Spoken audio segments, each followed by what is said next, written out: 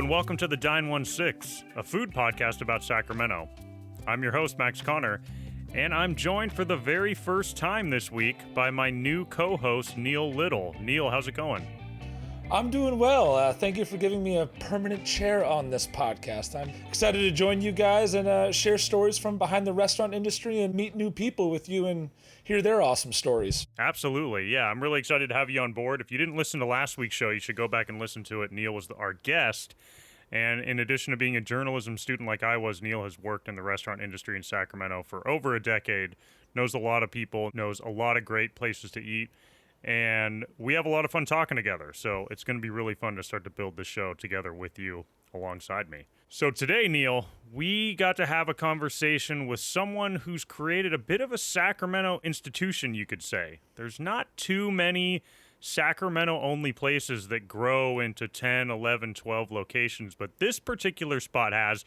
And on top of that, I don't know that they pioneered sort of this idea of fast casual but quality food, or the sort of counter service where you order good food and it's served on real plates, but that's what they did way back in the early 90s when they started. And this is Bobby Coyote of, yes, the namesake Dos Coyotes, and he brought along with him his executive chef of 28 years, Mark Casale. They were a fascinating pair, and to hear them come up with this concept, 30 years ago, when looking at where restaurants are heading now, they're now basically 30 years ahead of the curve. You see where restaurants are going with all the deliveries and the to-goes and the grab it, sit down, and run off. Like, they were ahead of the game, and now they're thriving, and I'm happy to see it.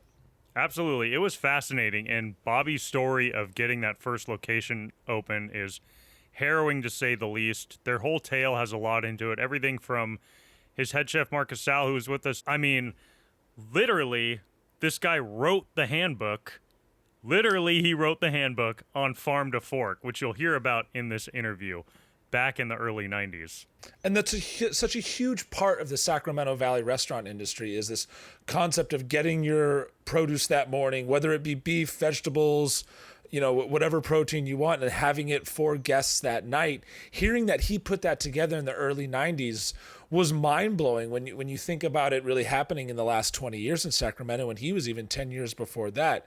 It's really cool to see how he worked with the farmers to get them to the point where they could communicate and work with restaurants to sell their product. Yeah, absolutely. It's amazing. And this conversation was really fun. It was fun to hear how Bobby sort of took his roots of growing up eating Mexican street food in Los Angeles to then falling in love with Santa Fe and kind of then the Sacramento Farm to Fork movement, and melded it all into really their own unique cuisine, their own unique concept, and something that has grown in Sacramento to be a place that I certainly enjoy going to. We went there for lunch actually right before this interview and enjoyed a couple of their seasonal specials, and it was delicious. Dos Coyotes has always been one of the spots that is, well, it wasn't downtown where I lived. Like, I would make the trek out to 65th just to go to Dos Coyotes for their paella burrito. I think it's one of the best I've ever had. Yeah, absolutely. So anyway, before we get too carried away talking about Dos Coyotes and all the delicious food we want to eat, let's go ahead and jump into our interview that we had a few days ago with Bobby Coyote, owner of Dos Coyotes, and his longtime executive chef, Mark Casale.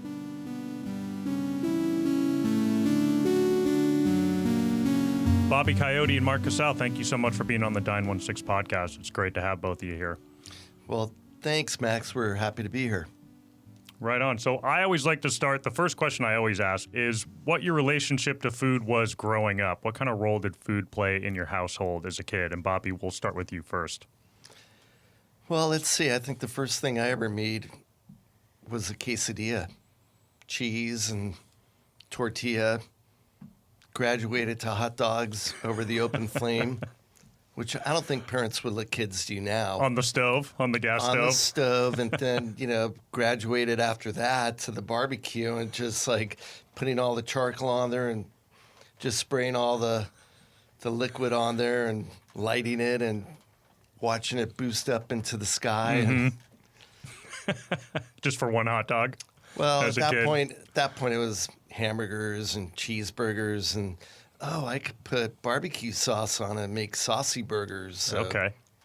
That type of stuff. Nice. So were your parents into food very much, or was it something that you sort of found an interest in? Actually, my parents were really into food. My mom was from Austria, and she used to always cook. You know, we always ate at home. Back in the 60s growing up, we never really went out. I mean, if we did, it was a very, very once in a blue moon occasion that we would go out, and usually be Chinese food, which at that point in my life was not my favorite. Okay.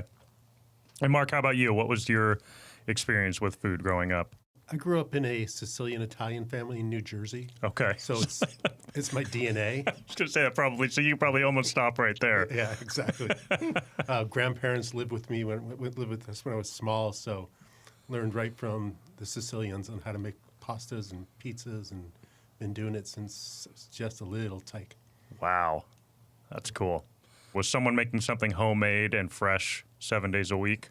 Absolutely. First thing in the morning, my grandmother, Serafina Pontrentoffi, she was a woman with big arms because she made the bread every morning. She was up early kneading dough every day. And I'd get up early and help her, and that was my introduction to food. So. Wow, that's great. So, Bobby, I know I've read you fell in love with Mexican food in particular growing up in Southern California. When was that moment when you started, or that time when you started coming back to the house and you were eating out of the house maybe as a teenager and started to get more into food than the basic things you did as a kid? I would think that'd be about 15. Okay. When we went out there, and there was a place that opened up called La Salsa. And my friend Don Lukoff and myself would ride our bikes and go out there and then try and make black beans at home. And I mean, we never recreated it the way we really wanted to at that point, but it came later on. And so, Mark, when did food start to look like something obviously you grew up in a household where that's just what everybody did every day. You just made food and made it from scratch. When did you start to transition and think about maybe cooking as something that isn't just done at home, but something you could do for a career long term? I started working in restaurants in high school and continued in Davis. When I was in college at UC Davis, was working at restaurants there. And as I was working in restaurants, I really found that passion of being in the kitchen in a restaurant situation, the stress and all the activity going on. So after UC Davis, I went to culinary school back on the East Coast.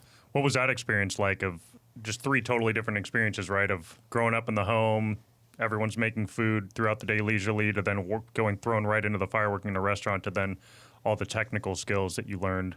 Did you find culinary school helpful? I was very glad I worked in restaurants before culinary school because I could refine my techniques that way. And coming out of culinary school, I knew what to expect going into a professional kitchen.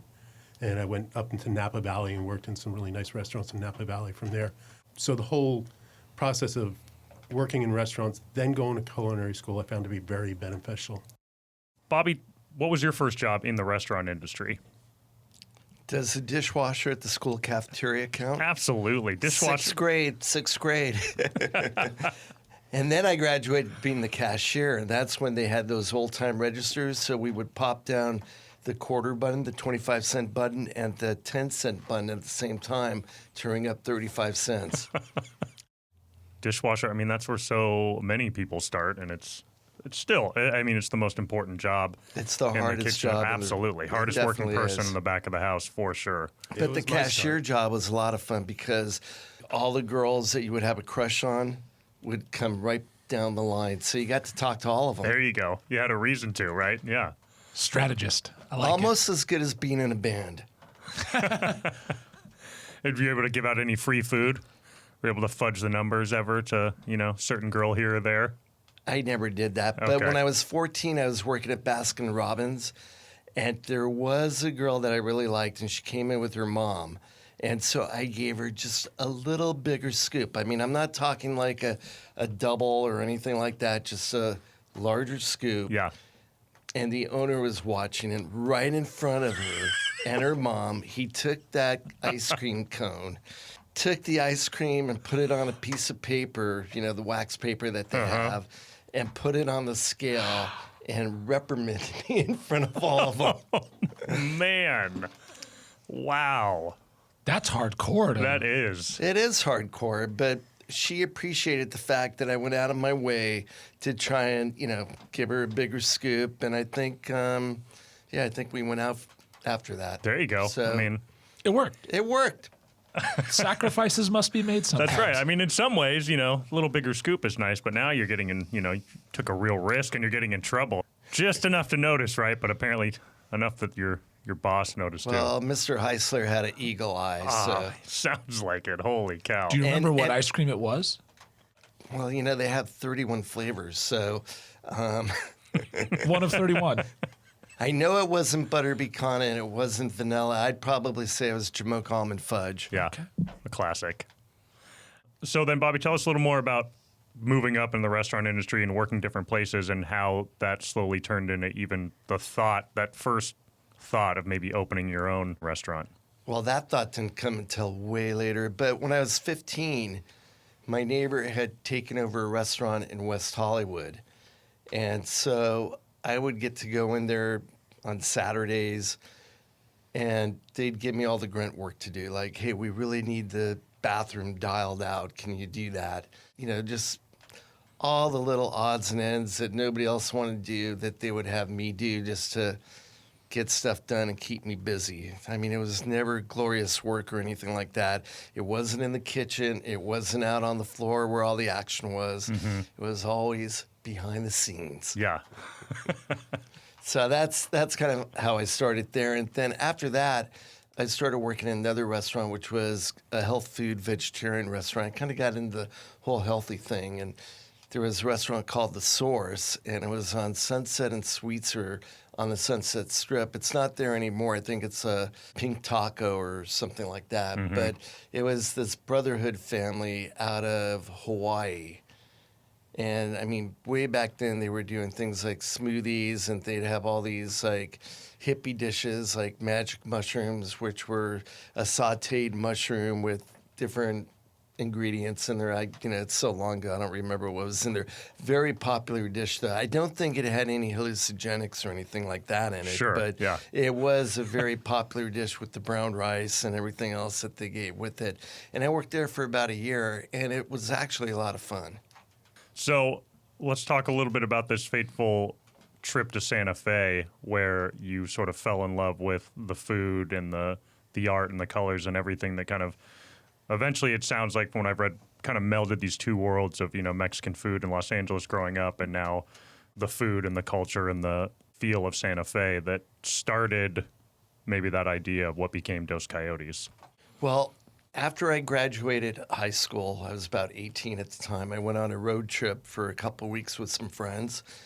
And so we went to the Grand Canyon, we went into Santa Fe, and then we cut up towards Colorado and then heading into Yellowstone and the Grand Tetons and I think Glacier National Park. And then we kind of made our way westward.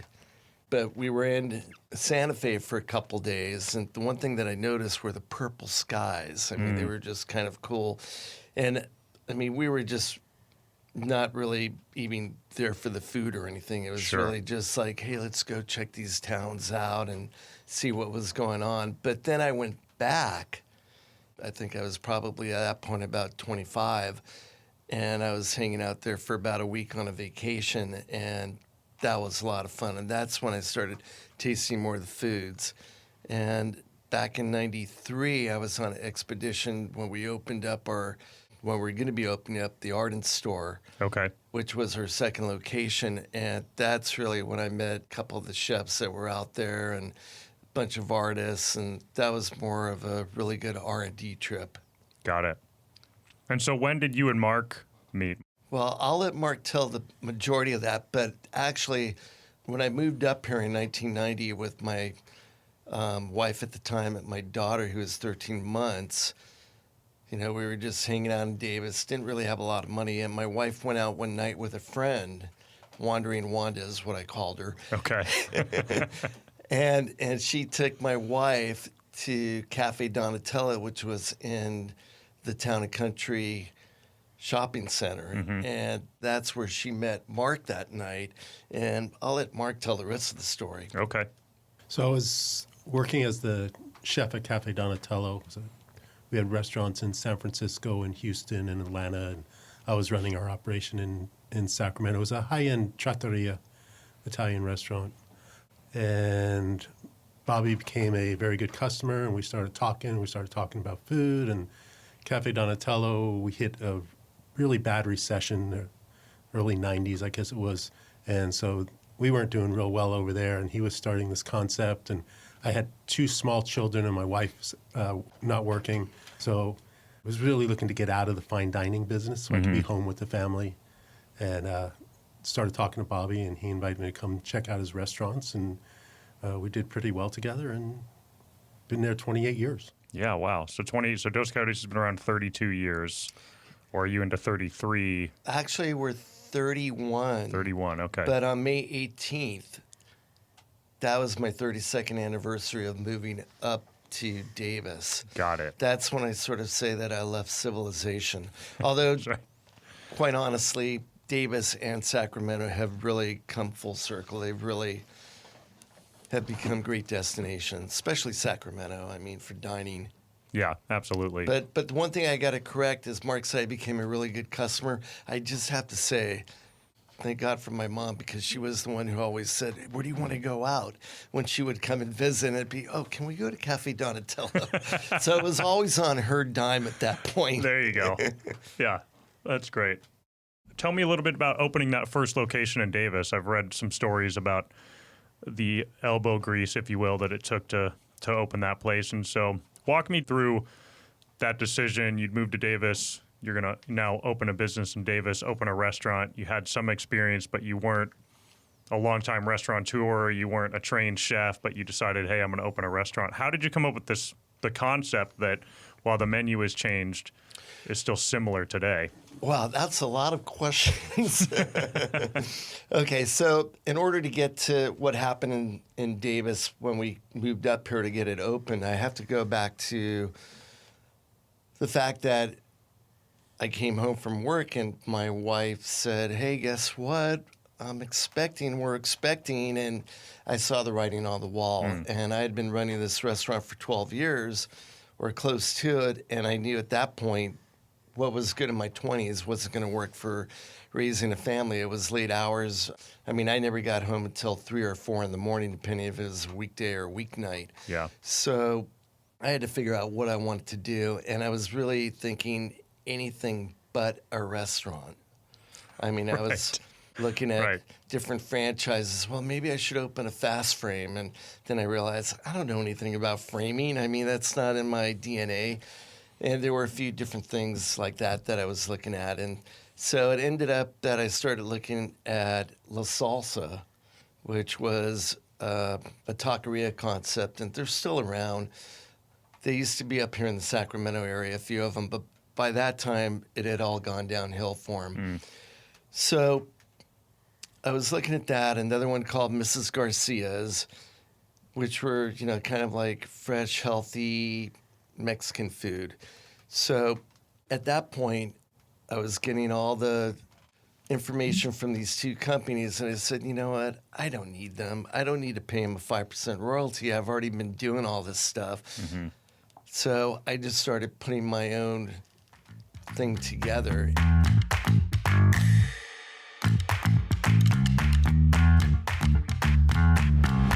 So what Bobby did next was brilliant.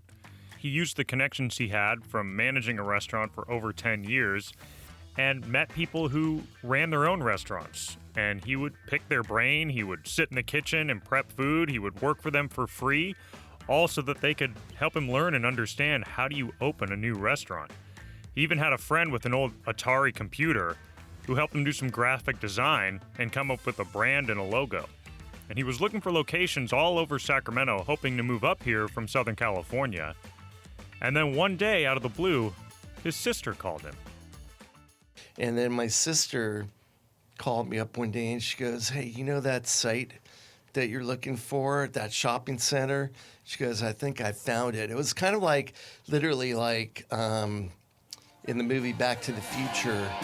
You know that new sound you're looking for? Well, listen to this. It was kind of that similar thing. Yeah. And so she gave me the number for the Marketplace Shopping Center. It was Lady Karen Fox.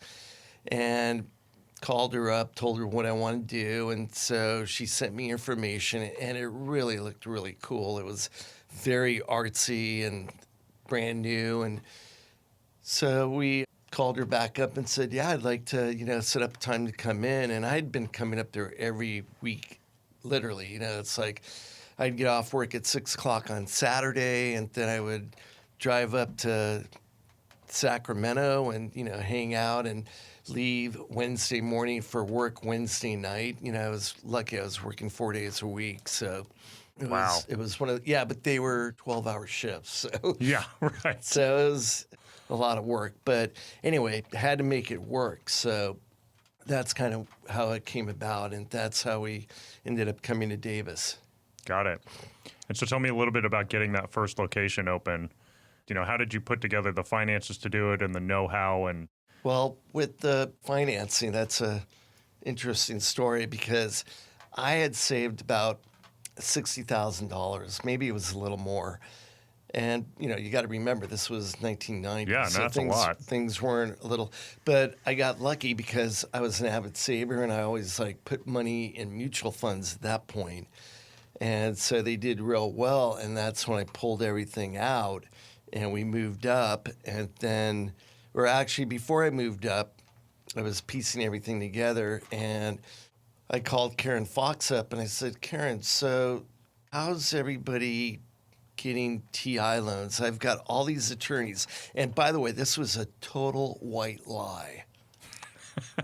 I said, I've got all these attorneys. I mean, the last person I really want as a partner would be an attorney. But that's what I told her, that want to invest in this thing. But if I take all their money, it's it's not really worth doing. So do you have any banks or anybody that's, doing TI loans? And she, oh, yeah, Bank of Woodland is doing all the TI loans for everybody. And so she hooked me up with this one banker, Marilyn. And so we set an appointment, came back up, met with her, and brought her everything of what we were thinking we were doing, from the glasses to the plates to a little kind of handwritten sample menu, and kind of blew her away with what we were doing. And she says, yeah, we'd love to do it. You're going to have to use your money first. And then, they wrote out the proposal. And so at that point, things were coming along, and I had already found a kitchen equipment person that we were going to use. So after I moved up, the deal still wasn't signed. We thought that it was a done deal. My attorneys said, oh, it's a done deal with the lease, but it wasn't. And so anyway, we're trying to get that worked out, and just everything kind of wasn't really moving along. So I took a job at Chevy's. I worked there for 1 day, and then I came home, and then everything just started hitting. Yeah. And it was a fun day. It was a fun day. Actually, Brian Bennett, who has Bennett's, he opened Bennett's up. So they're in Roseville and Sacramento. I believe he's opening another one up in Placer County somewhere. And he was always nice to me. That one day he sent me out to the Embarcadero to the Chevy's headquarters to pick up sombreros. So it was a fun day. It was a fun day at work, and I thought I'd meet some people and be able to, persuade a few of them. Hey, I'm opening this restaurant. Why don't you come help us out and, get our whole thing together? But yeah, it only lasted 1 day.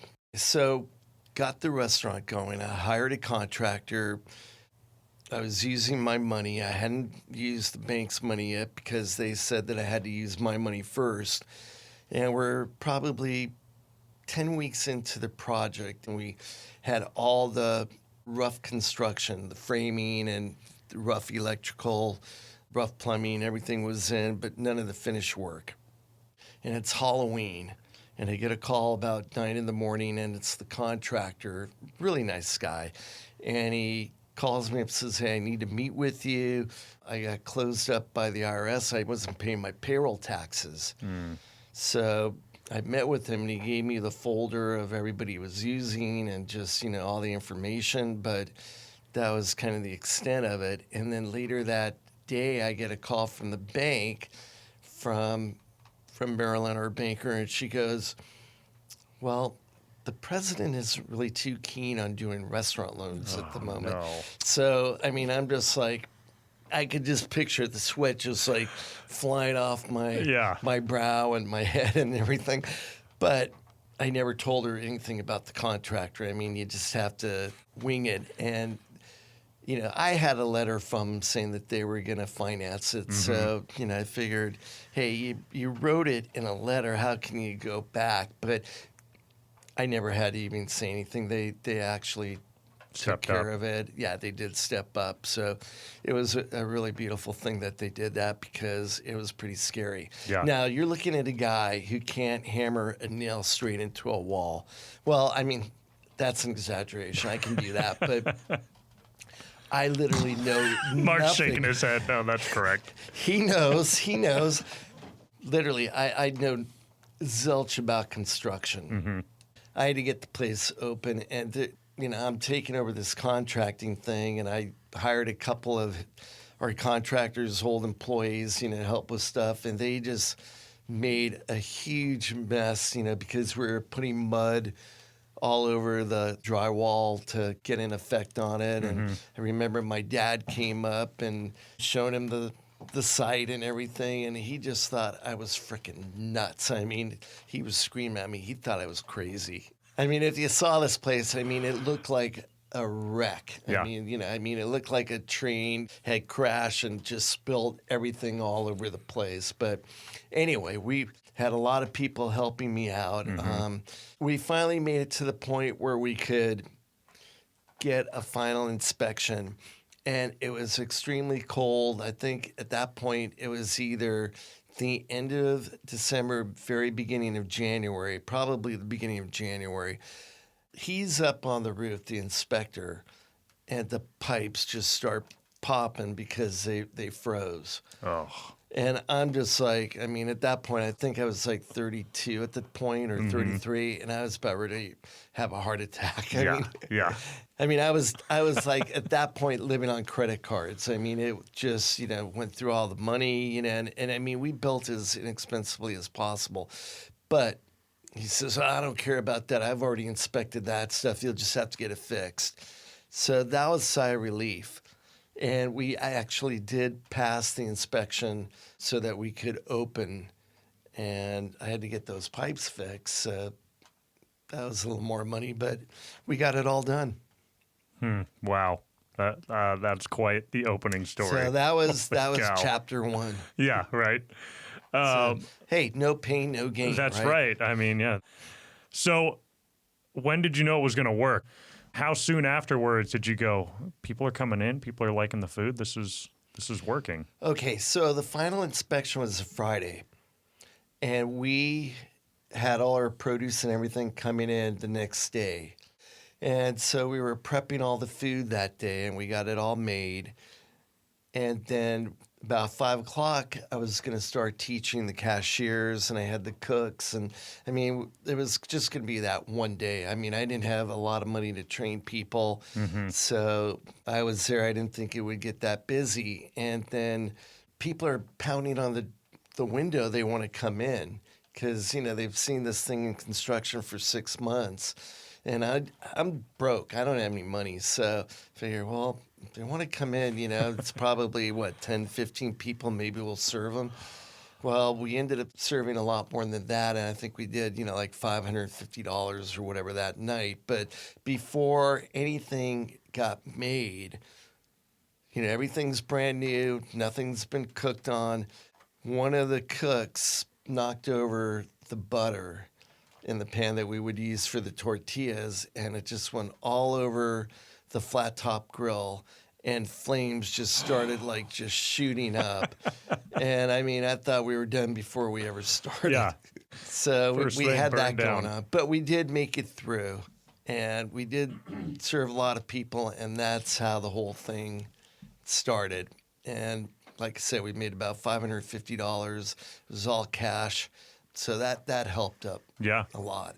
And then, I mean, we were doing okay. I mean, probably first few weeks, maybe we'd do $500 a day if we were lucky. And then it was $1,000. And after, I don't even know how long it was, like a month, if that, the Gulf War started. So everybody was just hanging out at home. watching CNN. And I mean, it got really quiet because that was the first war that was televised live on TV. Yeah. And people were just intrigued with what was going on. So luckily that came and went very quickly. And we still weren't at that point yet. But I mean, at that point, I was getting rides home from either a cook or a dishwasher. And, you know, because we only had one car and we had the baby. So, you know, my wife had the car. And I figured if worst came to worst, I could walk home. But I always got to ride home from somebody and leave. And I'd say, well, at least I know we got the nicest sign in the shopping center. So I'd always take a look at that. And, you know, I just knew that I had to just believe that we would get there at some point. Yeah. And that there was no room for failure. I mean, it just couldn't happen. And by the time we got into May, when the UC Davis semester was kind of, you know, beginning to wind down, we were getting a lot busier. Good. So it was good. Although at that point, there was a Little Caesars next to us, and their manager kept telling me, well, you might be busy now, but just wait till all the students leave. Mm-hmm. You're going to be dead. I mean, this guy was really positive. Yeah, sounds like it. So, I mean, he put the fear of God into me, but that never happened. I mean, we kind of maintained through the summer and made it through the first year. And by the first year, I think I made more than I did working for my old job, or about the same, paid off the bank. I mean, the loan wasn't that big. Yeah. And we didn't have a lot of employees, so we actually did okay. And then we got reviewed by the Sacramento Bee, and that was it. After that, we're on our way. Wow. That's great. So let's talk a little bit about how the food changed over the years. Maybe we'll start with Mark. Mark, what intrigued you coming from your long history and working in Napa and then at a fine dining Italian restaurant to moving over to cook, you know, more fast casual, really high quality food? But what intrigued you about moving over to Dos Coyotes, and how has the food changed over the years? So I was really appreciating Bobby's concept of fresh food made with really high quality ingredients, and we still keep that throughout the restaurants now. The core menu has not changed a whole lot, and the recipes have changed very little, if you know, a couple circumstances, but mostly it's the same recipes that Bobby created and was using when he started out. Where we do have, you know, fun is with our seasonal specials, and we're able to create, and we work with all our crews and different people in the kitchens to come up with ideas and help them develop their ideas and work on new items. And that's where we get to be a little bit creative and a little bit different from everybody else in the market too, is that we do have a pretty good list of seasonal items that we put out there. Yeah. When we source items, pricing is not the first thing we look for. It's quality of the product and what we want to serve to people. And then we'll negotiate the price we need to have in order to get it on our menu. Yeah, but ask Mark about the handbook that he wrote. Yeah, let's hear about the handbook. I was when I was working for Cafe Donatello and Donatello Corporation. That was when the farm to fork movement really started in Sacramento, and it was off of Chez Panisse and in Berkeley and back in those times. And I did have a relationship with UC Davis. I am an alumni, and a fellow named David Vischer was writing the Small Farms Handbook, and so I helped him with the handbook on how to sell to chefs. So way back in the early 90s, we were doing farm to fork and working with the local chefs and the local farmers and farmers markets, and we were sourcing a lot of stuff from them back then. Wow. So this handbook was something that could almost teach farmers how to sort of go to chefs and tell them, here's our small product. You can start creating seasonal. Wow. Like consistency of delivery times and not delivering in the middle of a dinner rush and things that they wouldn't really know, and they show up at your back door right in the middle of a rush, and I'm kicking them out. You know, go away. That doesn't work. Wow, that's fascinating. So how is, since you've been here as a chef in the Valley for a long time, talk a little bit about that shift to the farm to fork movement, which I think, you know, people my age or people who moved to Sacramento may think it's just sort of a tagline at this point, but that it was a real movement that you mentioned sort of started with Alice Waters and local gardens and local farms, and really talk a little bit about that shift and being a part of it over the last 30 years. And that handbook came out before all that. Did it really? Oh, okay. Yeah. Yeah, that was way before that. 1992, Wow. 1991. My degree from UC Davis is agricultural economics. Oh, wow. So I had connection with agriculture and farming before. My family, before we moved to California, were all farmers in New Jersey. So I have relatives still in the Central Valley that are dairymen and cheesemakers. And so I have that's part of my family history is farming also. And being Sicilian, we always have our backyard garden. Sure. Right? So still pulling from the backyard garden. So for me, it was just this great coming together of all my different passions of food and agriculture and growing and being in restaurants. And the movement was starting, and it was starting to get out of the Bay Area and into other areas. And the farmers market scene was great at the time. The Davis Farmers Market's always been a great source of product and unique product and different colored eggplant and tomatoes and things like that. So we started to incorporate that into Cafe Donatello, and I met the growers and I met the different people that were delivering to the back door herbs and lettuces and all different produce. And that was one of our features. There was this grand selection of different produce and different colored produce as you walk in the front door. And so Bobby allowed me to bring part of that over to Dos Coyotes and creating seasonal specials, and I still had the contacts with the growers and the different markets. So when we were starting out at Arden, that's the first location that I worked at, we were able to incorporate that into our seasonal specials. And you still see that now. Right now on our menu, you see a lot of asparagus. In a week, you're going to see it all go to grilled corn. And that, of course, is going to come out of Brentwood. That's going to come locally because we live in California, so everything's within 100 miles. Sure. It doesn't matter whether you source it or not. Try to. It's going to come from within 100 miles. Right. Big and small producers are all right they're here. right here. Yeah. Exactly. So if you're not doing farm to fork in California, you're doing something really wrong. Absolutely. Do you have a backyard garden now? You mentioned the I backyard do. garden. Very extensive. What do you have growing right now? So right now I'm harvesting broccoli, cauliflower, fava beans, beets, potatoes, kale, and then all the summer vegetables will come on after that. Wow. What do you do with all that, having such a big garden and, being a busy chef? Do you give it to friends or? My kids and family and friends, and I'll do a lot of dinners with friends where we cook together. Yeah. I was just going to ask, do you get to do big Sicilian family dinners on Sunday nights now with the kids? Are the kids local or nearby enough that you get to see them and do dinners? Not weekly, but we get together. Okay. That's great. And I make pasta every time. Still from scratch? Absolutely. Oh, man. What's your favorite pasta to make? Oh, it's like choosing a kid, right? Who's your favorite kid?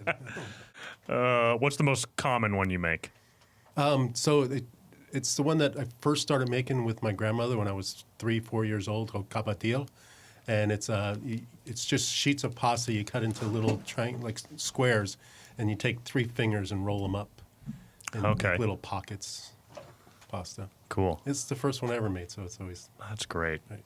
So let's talk a little bit about the concept of Dos Coyotes and where it is today as far as this idea of the counter order spot. So talk a little bit about coming up with that concept and also where you see the future of food in restaurants going. I have no idea where it came from. Yeah. I mean, I think,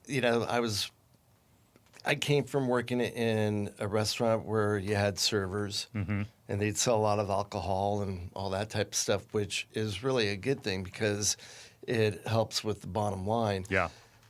As far as the concept, I mean, a lot of the restaurants, that people were showing me, they were just regular places you'd order at the counter and it would come on paper plates or like a hot dog. What are they? Those little hot dog Oh, yeah, the holders little hot dog trays. Yeah, something like that. And so there was a restaurant called the Authentic Cafe, and he had these really cool bubble blown glasses and these really cool plates, but they were full service. And I would ask him, well, where do you get the plates at? And he told me that in LA there was a place called the Dish Factory. I don't know if they're still there, but you can buy seconds. So that's what I did. I went and bought all these plates at the Dish Factory. And then he found a place, you can buy the bubble blown glasses at this place, And so I just wanted to make the whole concept a little more unique. And I wasn't even thinking about, well, how are we going to get this stuff out? So originally, a lot of the cooks would bring the plates out when we first opened up in Davis. But it just kind of evolved.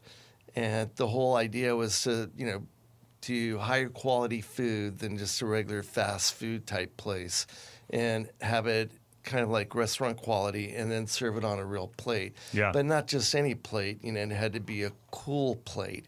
And these were Coors China. And later on, we started bringing in Fiesta ware, and it was kind of harder to get the Coors China. But I still have some of the original plates, and that's kind of how that started. And I don't know if there were any other restaurants doing that at the time. I know that once we had done it for about 3 years, that Randy Perigari and Kurt Spataro were looking to do something, and we thought they were going to do something, the same type of thing with Mexican food, but they kind of opened up Centro and did the full service thing with that. But then Bernardo's, Right. if you think about it, is the same type of concept that Dos had been doing. So, it's kind of the same thing. So, I'm flattered that they took our idea and that they kind of created their own with it. So that's kind of how it started evolving. This is for both of you. What are you two? You've both been doing this for a long time. How many locations are there now officially? Is it 10? Do you know off the top of your head? I think it's 11. Back to 11. Back to 11. All right. And what do you still love about it today? Mark, is it still for you about the food and getting to test recipes, or some of it about the mentoring of chefs and watching where people go from there? What do you still love about it today? I still do love the food and the energy. It's been hard to love the last 2 years. Sure. Through the pandemic and through employee shortages and changes in regulations. And, I spent 2 years back on the cook's line because we didn't know what the business could be like, so we were cutting back. But we're coming out of it now, and I'm starting to feel that passion again and starting to get back in the kitchen and create new items. And we just came out with our first plant-based item that's in a couple of our locations right now. So getting back out of the pandemic and back into the creativity part of it and the people part of it and seeing smiles again, not masks, is kind of nice. And it was we had our first 100-degree day this week. That's right. And it was so nice not to be in the kitchen with a mask on when it's 120 degrees on the line. That was nice. That was a good thought, right?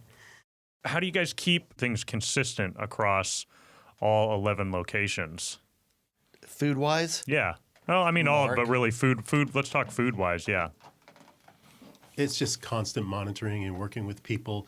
And we've been very fortunate that our staff, our team, our people stay with us for a long time in the kitchen. We have one of our kitchen managers came over with me 28 years ago.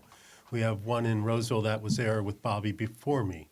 So most of our kitchen managers have been there at least 10 years, if not 20 years. Wow. Prep cooks, too, that have been there since, 20, 25 years in the making, which makes my job a whole lot easier than it would be otherwise. But it's still constant monitoring and tasting and going into restaurants and trying to keep it. And what I taste from one restaurant to the next at Dos Coyotes, to me, it might be off. But when I get comments from the general public, it's mostly that it's very consistent throughout the locations. Yeah. And when Mark says it might be off, it's only because, and we don't mean off in flavor, that the two might just be a little different because we don't have a commissary. Right. Every restaurant makes the food so that the food is fresh in every restaurant. So they follow the recipes, but sometimes one salsa might be just a little different, and it just might be the tomatoes. Sure. Yeah. A case of tomatillos isn't the same all the time. Right. So you're adjusting sugar levels and salt levels and things like that for different salsas based on what came in the back door sometimes. Yeah. Bobby, what do you still love about it, running all these locations, and what keeps you driving forward? For the last couple of years, it's been rough. Yeah. It's really hard to say. I think a lot of it is just meeting the people still. One thing I don't like is being in the office. I'd rather be out and about. So if I can do that, that's a lot more fun. Yeah, absolutely.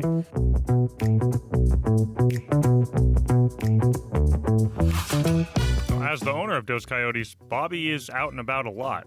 They have 11 locations now. At one point it was 13, as Dos Coyotes has grown and grown over the 3 decades they've been open. Most of them are owned still solely by Bobby. A couple of them are franchised, but his concept of good, fast, fresh food served at the counter and having a longtime executive chef really allowed them to grow the company into what it is today. And more importantly, this concept, as you'll hear in just a second, really allowed them to pivot in COVID. And while it was hell, as it was for every restaurant owner, and frankly for all of us, they were in a unique position to be able to survive. Did you pare the menu down some when you did takeout? What did it look like in the middle of COVID doing takeout? How many locations reopened? Were some of them closed for longer? Like, what was the process of surviving COVID? It may just be a blackout at this point, but We wish. No, like Bobby mentioned before, we were kind of set up for the situation because we were already doing 35% to-go business. Sure. And that flipped to, at one point, 100%. We didn't pare down our menu. We did cut back on the seasonal specials because they just didn't sell online like they do in person. We had to cut back on staff, of course, at certain points when everything was so unpredictable. But we were set up for success to begin with. We had, 13 locations going in, and we got down to 10, and now we're back to 11. before we get into a couple rapid fire food questions, since you both, have been here in Sacramento for a long time. You keep rubbing that in. Hey, I had brown hair and more of it way back when. Sure, yeah. When I came up here. How has Sacramento changed? You mentioned that it's much more of a destination food-wise now, Bobby, than maybe it was 20 years, probably post Great Recession, we saw a real uptick of chefs coming back here and opening places. But how has the food scene changed in Sacramento, and what excites you about it overall as a diner, as someone who can, go out to eat from time to time?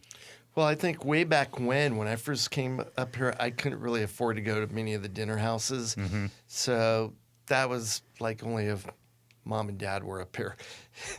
Right. And then it would be Cafe Donatello. And I think at that point, there was Biba's, Cafe Donatello. There weren't too many really high-end, really good restaurants at that point. And I think that the scene has totally changed. It's done a 180. And there's so many different cuisines, so many great restaurants that you could go to that are both inexpensive and accessible. Well, maybe not anymore because of inflation, but as well as the dinner houses. There's so many good restaurants out there. Yeah. Mark, what about you? How have you seen things change? Well, back then, the San Francisco Chronicle columnist Herb Cain referred to us as a gastronomic wasteland. And he was right. Sure. The cuisine closer to Iowa than it was to San Francisco at the time.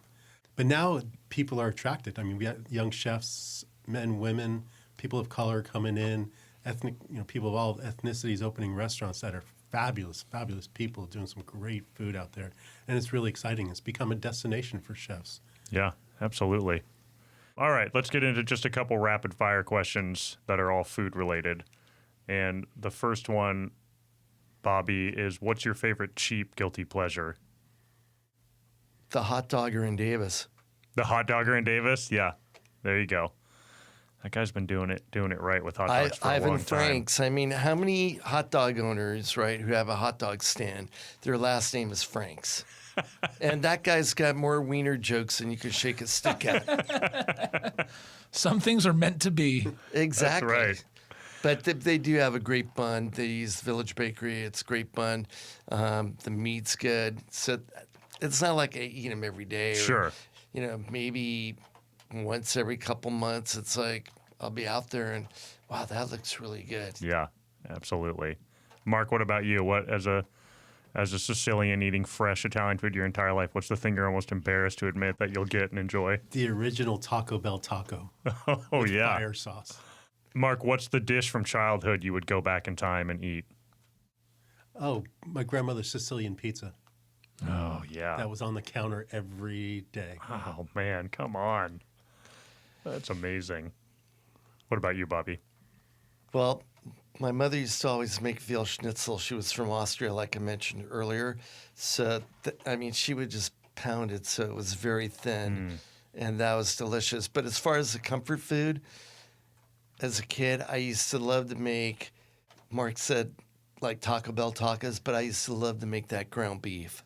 Yeah. You know, where you just like put the ground beef in the frying pan, you brown it, break it up, put the spice mix in there with the water and kind of do that. I mean, I still like to do that every once in a while. I mean, I'll add things to it, chopped onion, maybe some jalapenos, put some diced tomatoes in there and things like that. But it's still, to me, that's my comfort food. Yeah, no, there's nothing wrong with some ground beef and taco seasoning in a tortilla. And fry your own shells. There you go. Yeah. That's probably... Forget the healthy, soft taco thing. No, It's gotta be the that's right. Yeah. Fried shells with the iceberg lettuce and... Yep. If we're doing this, we're doing it right. Hey, That's right. I don't mind paste picante sauce. Nope. Yeah. What's a place in Sacramento that's maybe not one of the 8 places you're going to read about in food media in town that you really love? Well, about 3 weeks ago, I had dinner at the Lemongrass, and it had been a while, like pre-COVID, since I'd been there, and it was still fantastic. My fam has always been a great chef, and she still is, and that is a restaurant worth going out to if you want something that's going to be healthy and light and flavorful. It's excellent. All right. Mark, what about you? Well, I live in Elk Grove, so I got to give a shout out to Yoshi Sushi. Okay. It's a Japanese family sushi chef from Los Angeles that did sushi for the stars, and he has a little location in Elk Grove called Yoshi. And I think he's the best sushi chef in the region. Oh, by man. far. Neil's writing it down right now. We'll be there. Plans are happening tonight. Hey, are you taking us? Let's go. I'm into it. The other one, also in Elk Grove, and it's getting some press, is Journey to the Dumpling. I've had heard of them, yes. Fresh dumplings in Elk Grove. So, yeah, we got a food scene in Elk Grove. There you go. That's awesome. All right. Well, Bobby Coyote, Mark Casale, thank you so much for stopping by and being on the Dine 16. It was great to have both of you here. Well, thanks, Max. Thanks, Neil. It's been a pleasure. Nice to meet you guys. Thank you. That's going to do it for this episode of the Dine 16. I hope you enjoyed it. Neil, there was one part of the interview that didn't make it in there, which is that they actually came bearing gifts when they showed up to the studio. And delicious gifts. So I have a confession to make. Through this whole time of people creating, Impossible Burgers and things like that, I have actively stayed away from trying one, a little bit out of fear, but more of fear that I might actually enjoy it.